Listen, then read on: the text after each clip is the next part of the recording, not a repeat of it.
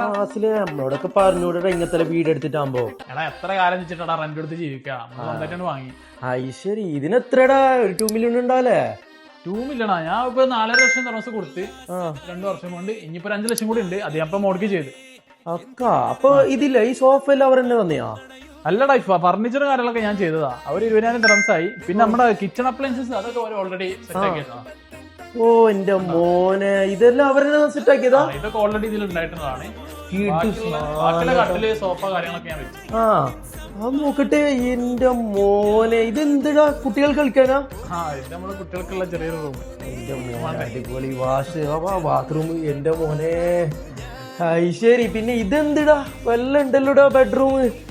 കുലുങ്ങുന്ന ബെഡും പിന്നെ പാർക്കും. എന്താ ബ്രോ, എനിക്കൊരു ഡൗട്ട് ഉണ്ട്. ഈ 4 ലക്ഷം ദിർഹംസ് അടിച്ച് 5 ലക്ഷം ദിർഹംസ് മോർഗേജും ചെയ്ത് 1 മില്യൺ ഈ 1 ബെഡ്റൂം ഈ നല്ല ലൊക്കേഷനിൽ നിനക്ക് എങ്ങനെ പോയി കിട്ടിയ? 1 മില്യൺ പോലും ആയില്ലടാ. അതെങ്ങനെയാ 1 മില്യൺ ആവാത്ത? കിഡിലെ ഏജന്റ് ഉണ്ട്. ഏജന്റിന്റെ നമ്പർ ഞങ്ങൾക്ക് വാട്സപ്പ് കിട്ടുന്നത്. കോൺടാക്ട് ചെയ്ത ബാക്കിയുള്ള ഫുൾ ഡീറ്റെയിൽസ്. എന്നാ സെറ്റ്, ഞാൻ ഒന്നും വാങ്ങട്ടെ.